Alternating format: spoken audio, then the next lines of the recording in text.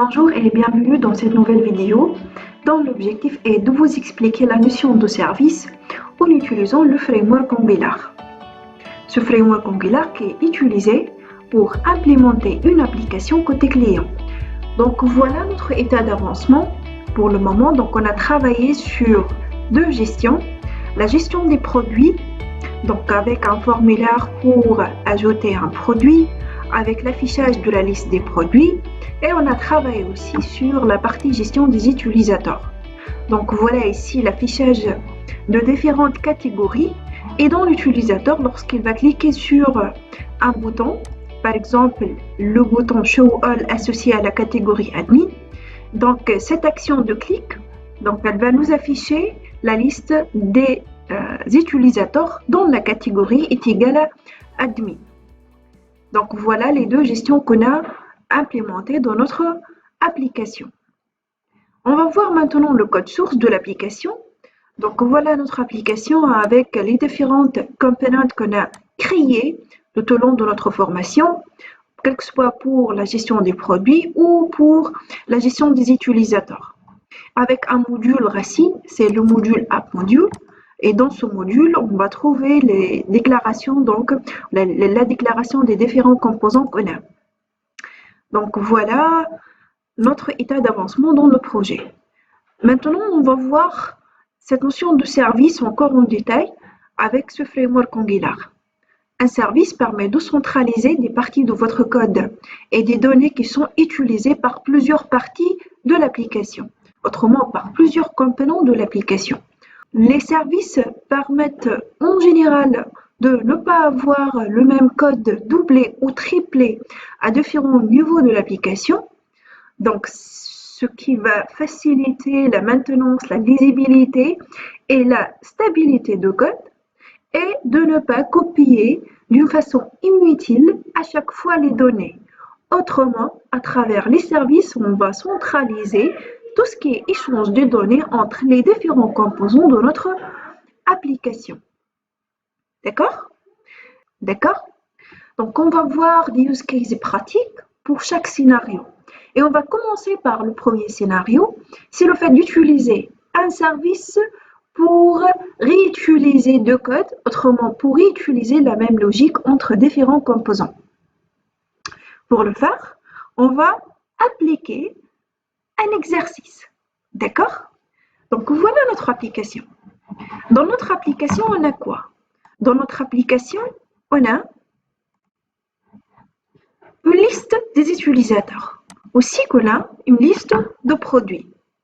Donc on va implémenter ensemble une méthode qui va calculer le nombre de produits dont la quantité est égale à 0. On va calculer le nombre de produits dont la quantité est égale à 0. Après, on va implémenter une fonction pour calculer le nombre des utilisateurs dont la catégorie, par exemple, est égale à admin, ou un client simple, ou un compte bloqué, ou un client VIP. D'accord? Donc voilà, ça c'est notre exercice pour voir comment on va utiliser le service. D'accord? On va commencer par l'implémentation classique. Donc ici, on a notre composant qui est donc dans lequel on a implémenté cette liste de produits. On a configuré donc les différents boutons, ce bouton delete, ce bouton update, etc., le bouton like. Et on va ajouter maintenant un autre bouton, c'est le bouton calculer, voilà, faire un bilan.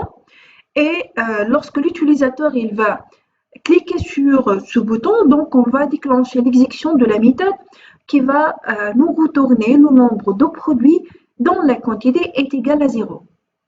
Voilà, on va commencer l'implémentation ensemble. Donc voilà ici notre code source et on va commencer par le composant main.product. Dans le point HTML de ce composant main.product, on va ajouter un bouton. Donc voilà, bouton et on va utiliser des classes Bootstrap pour améliorer la qualité de l'affichage. Donc, outline par exemple info. Ici, par exemple, on va donner la valeur pour le bouton, par exemple, get bilan. L'objectif de ce bouton est de calculer le nombre de produits dont la quantité est égale à 0. Autrement, l'événement clique sur ce bouton, il va déclencher l'exécution d'une méthode. Donc, l'événement clique, on va travailler avec le event binding, et ici, donc voilà la méthode getBilan. D'accord? Bien évidemment, il faut implémenter cette méthode dans le TypeScript de ce composant. Donc, dans le TypeScript de ce composant, on va implémenter cette méthode. D'accord? Donc, cette méthode getBilan. Voilà. Cette méthode getBilan, elle va faire quoi? Donc, elle va faire le parcours de la liste. Elle va chercher les produits dont la quantité est égale à 0 et elle va incrémenter à chaque fois donc, un compteur, donc on va le créer. Donc ici, je vais déclarer dans les propriétés de ce composant. Donc, je vais ajouter une propriété avec le nom stock product, d'accord, de type number. Voilà. Donc, cette méthode getBilan, à chaque fois, donc this, on va commencer par une valeur nulle, bien sûr. On va commencer par une valeur nulle. Donc, this.stock product égale à 0. Après, on va incrémenter à chaque fois cette valeur. Comment on va incrémenter cette valeur? Donc, for let i in this list product, d'accord? Et à chaque fois, if, donc si la liste this list product de i point quantité égale avec triple égale, donc égale à 0, on va faire quoi? Donc on va incrémenter le nombre. Donc this.stock product plus. Donc à chaque fois, on va incrémenter le nombre de produits avec une quantité égale à 0. Voilà, après, donc nous allons afficher cette valeur à l'utilisateur. Donc ici, voilà, on va afficher la valeur dans un message d'alerte. Donc alerte dans un div avec une classe Bootstrap alerte danger.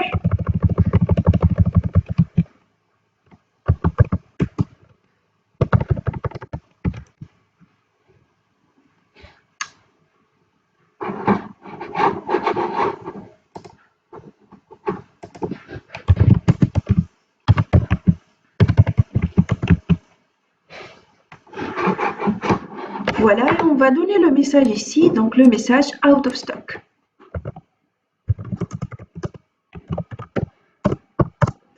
Et comme valeur, donc on va donner quoi? On va donner stock product. Voilà.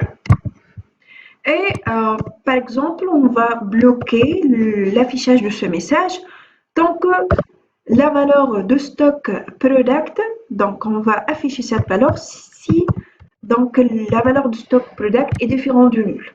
D'accord? Autrement, lorsque l'utilisateur va cliquer sur le getBilan, donc dans ce cas, on va afficher le message d'alerte. On va voir donc ensemble le rendu de l'exécution. Donc voilà le rendu de l'exécution. Et maintenant, on va cliquer sur le getBilan. Donc voilà, on a un seul produit dont la quantité est égale à 0. Donc on va vérifier par les données qu'on a dans notre liste. Donc voilà la liste qui est déclarée pour le moment comme étant une liste statique. Donc ici, on a une quantité qui est égale à 100. Et voilà, donc on a un produit dont l'ID est égal à 12 avec une quantité est égale à 0. Parfait.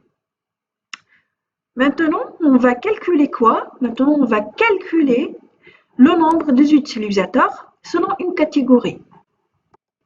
Dans ce cas, vous allez remarquer que pratiquement on a la même logique. Cette logique consiste à faire le parcours d'une liste et de chercher le nombre des lignes qu'on a selon donc, un critère bien déterminé. D'accord? C'est vrai que pour les cas de produits, on a travaillé sur la quantité pour chercher les produits dont la quantité est égale à 0. Et pour cette liste des utilisateurs, donc on va faire quoi? On va faire le parcours d'une liste qui est du type user. C'est une liste qui représente un tableau des utilisateurs. Et dans ce cas, le critère de notre recherche, c'est la catégorie. Voilà, donc pratiquement, on se trouve dans le cas où on a la même logique. Est-ce qu'on va dans ce cas réimplémenter, faire la réimplémentation de cette méthode? Donc de la même logique pratiquement dans le composant main user? La réponse c'est non. C'est vrai qu'il est possible de le faire, mais dans ce cas, vous allez remarquer que pratiquement vous allez réutiliser le même code, vous allez réécrire le même code. Pour éviter ça, donc il vaut mieux faire cette implémentation dans un service. Autrement, on va développer cette logique de calcul dans un service. Après, le composant qui va utiliser cette logique, il va tout simplement injecter le service et utiliser la méthode, sans avoir besoin de réimplémenter la logique de la méthode. D'accord? Donc voilà un use case consistant de l'utilisation des services. D'accord? Autrement, dans le composant main user, on va faire quoi? Donc, on va ajouter le bouton get bilan ou par exemple dans le composant list user. OK? Donc, dans ce composant, on va ajouter quoi? Ici, donc, on va ajouter le bouton avec une classe bootstrap btn outline info get bilan. D'accord? Et dans ce cas, on va afficher à chaque fois le nombre des utilisateurs selon une catégorie bien déterminée. Voilà, c'est ça l'idée. Donc, dans la partie TS de ce composant, on ne va pas réimplémenter la méthode, mais on va créer tout simplement un service. D'accord? Donc, on va créer un service et ce service dans lequel on va développer autrement la méthode. D'accord? Pour créer un service dans un projet Angular, on utilise le CLI, l'Angular CLI, et avec la commande nggs pour dire Generate Service, et après je vais donner le nom du dossier, donc je vais regrouper tout ce qui est des services dans un dossier dont le nom c'est service, d'accord? Service à la fin S. Et je vais créer un service avec le nom calcul pour vous dire voilà, on va créer un service pour partager tout ce qui est métier, tout ce qui est peut-être des fonctionnalités donc entre les composants de l'application. Entrée. Suite à l'exécution de cette commande, vous allez remarquer que sous le dossier service qu'on a déjà créé donc on a déjà créé ce dossier service, on a créé déjà un service avec le nom shared data dans nos séances de cours en présentiel. D'accord? Donc vous allez trouver ici qu'on a ce service calcul service. Un service, c'est une classe TypeScript composée par des attributs et des méthodes. D'accord? Et donc, la création de l'instance est gérée par Angular. D'accord? Un service est, sauf en cas spécifique, dans des cas spécifiques, donc un service en général, c'est un singleton. Le singleton, c'est un design pattern. Autrement, on va créer une seule instance de cette classe et cette instance sera utilisée à travers toute l'application. Une fois l'instance est créée, donc elle est injectable dans n'importe quel de vos composants ou dans un autre service. Autrement, on peut injecter un service dans un composant ou dans un autre service. D'accord? Donc voilà, dans ce cas, la classe TypeScript avec le nom calcul service. Et vous allez remarquer que cette classe est décorée avec le décorateur addInjectable. D'accord? Pour dire que cette classe TypeScript, elle va jouer le rôle d'un service dans l'application.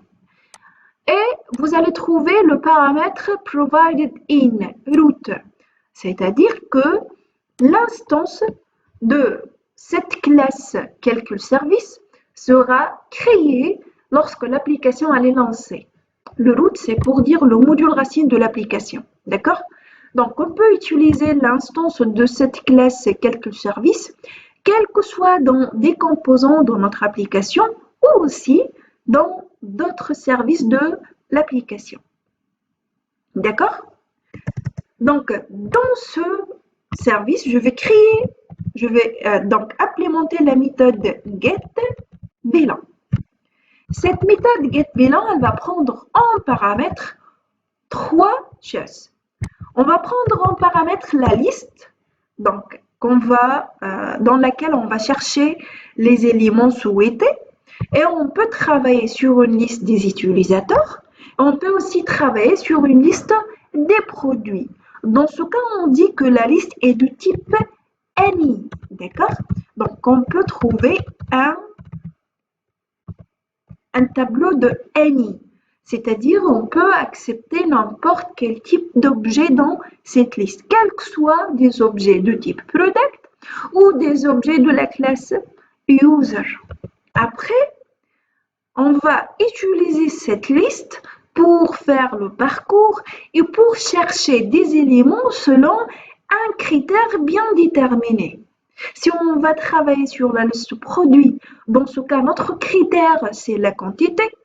Et si on va travailler sur la liste des utilisateurs, dans ce cas, notre critère, c'est la catégorie. Donc, on va ajouter dans ce cas un autre paramètre, c'est le criteria. Et ça va être de type chaîne de caractères. D'accord?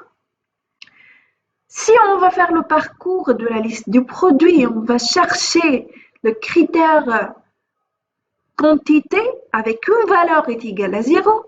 Et si on va utiliser, ou si on va utiliser la liste des utilisateurs, dans ce cas, on va travailler sur le critère catégorie avec la valeur admin, golden account ou honor.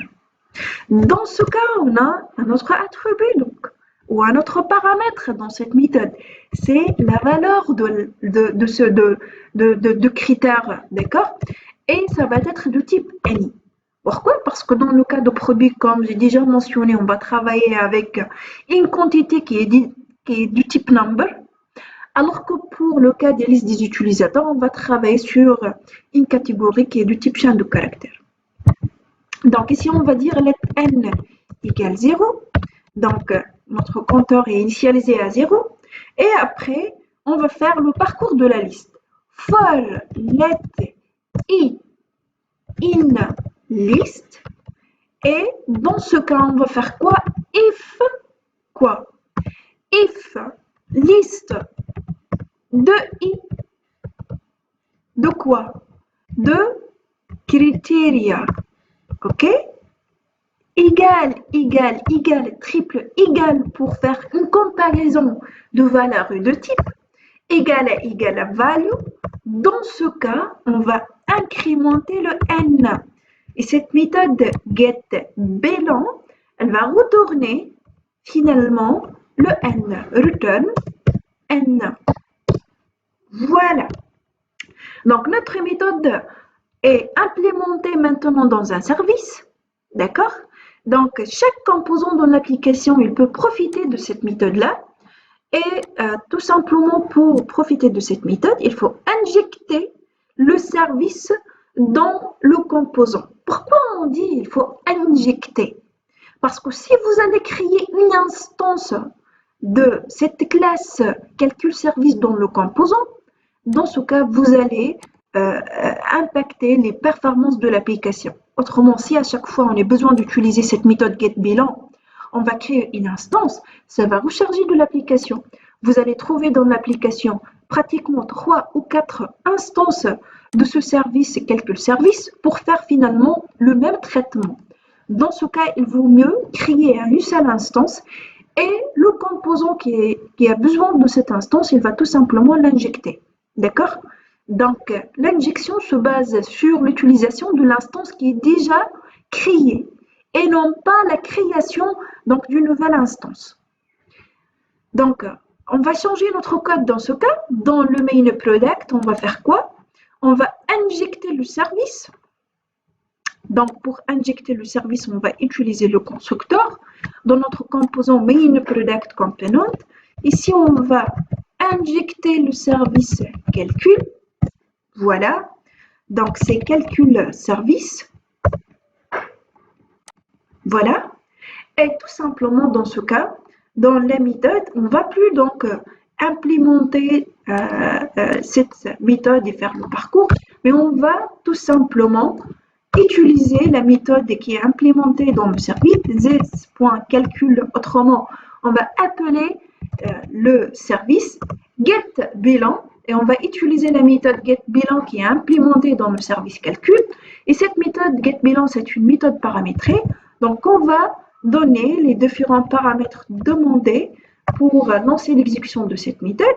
Donc, le premier paramètre, c'est la liste. Dans ce cas, on va travailler sur une liste de produits. Le deuxième critère, c'est la quantité. Donc, on va donner une chaîne de caractères, c'est le critère, c'est quantity. Et on va chercher la valeur 0.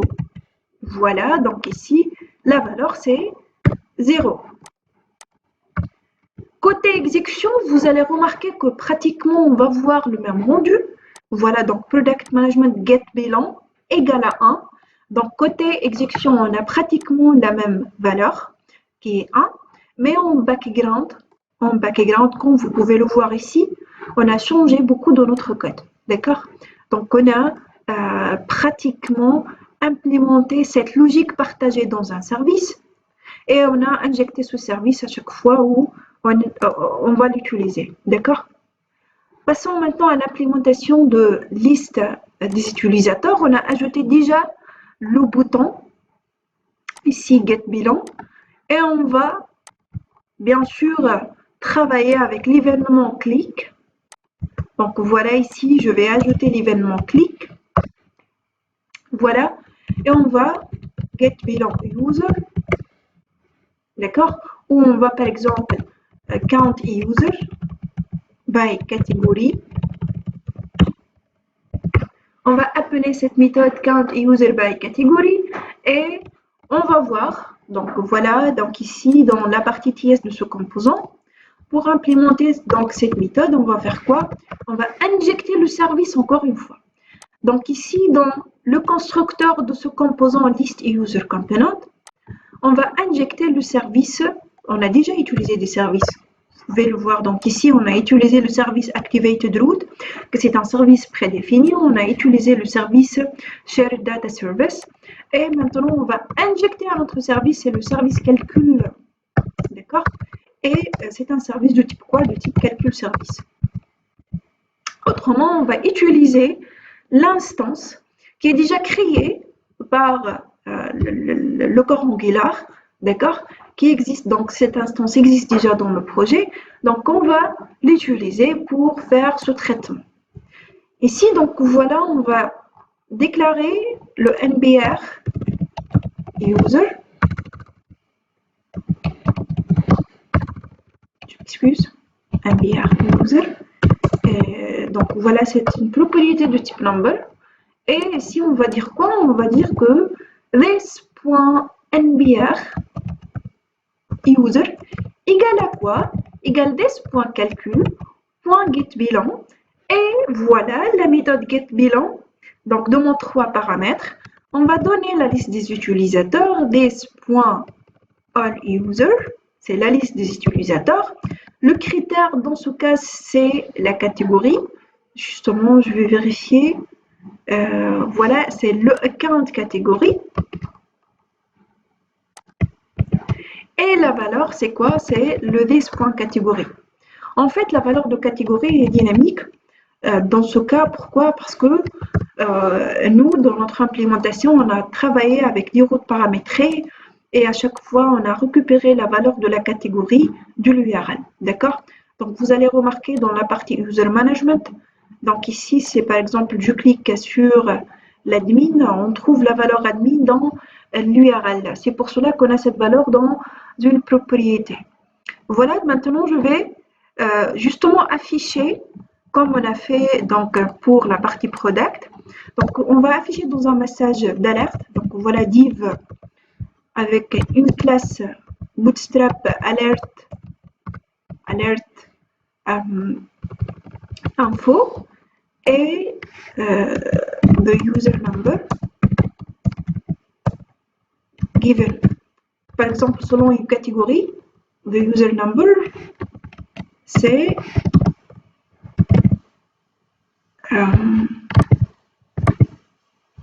on va pas dire de user number. On va dire que selon la catégorie. D'accord? On va afficher ce message selon la catégorie. Donc ici, on va donner this.category, donc selon la catégorie. Et ici, on va donner le this.nbr. Voilà. Donc voilà, on va afficher à chaque fois le nombre des utilisateurs selon la catégorie. Et on va cacher ce message ngIf quoi? Tant que le nbr et user est différent de lui. Autrement, on va afficher ce message uniquement si l'utilisateur va déclencher cette action de calcul. Voilà. Donc, on va lancer l'exécution maintenant, ensemble. Donc ici, on a deux utilisateurs dont la catégorie est égale à admin. Et voilà notre message, admin et user number, égale à 2. D'accord? Si par exemple, maintenant, je change, voilà, donc ici, on va travailler avec le customer, get bilan. Donc ici, on trouve égal à 3. Et voilà, donc on a 3 catégories ou 3 utilisateurs avec la catégorie customer. D'accord? Donc voilà pratiquement un use case de service. On a utilisé un service pour faire la même logique. D'accord? En utilisant des données de type différent. On a travaillé avec la même méthode qui est la méthode getBilan implémentée dans ce service calcul service. On a utilisé cette méthode quel que soit pour calculer le nombre des utilisateurs selon une catégorie ou pour calculer le nombre des produits selon une quantité égale à 0. Autrement, si dans le process de développement de votre application, vous détectez qu'il y a une partie logique qui se répète, évitez de réécrire le même code, essayez de trouver une formule généralisée de ce code et d'implémenter donc cette fonctionnalité dans un service. Par la suite, vous pouvez utiliser le même service, autrement la même instance, le même objet pour faire le traitement. D'accord? Voilà donc un use case du service. Dans le composant list user component, on a tout simplement injecté le service calcul service et on a appelé la méthode getBilan. De même dans le cas du composant main product. On a injecté le service et on a appelé la méthode getBilan qui est implémentée dans le service calcul. On va passer maintenant à un autre use case de l'utilisation du service. C'est le fait de partager les données. Donc, on va voir ensemble un autre exemple pratique pour tout ce qui est partage de données avec les services.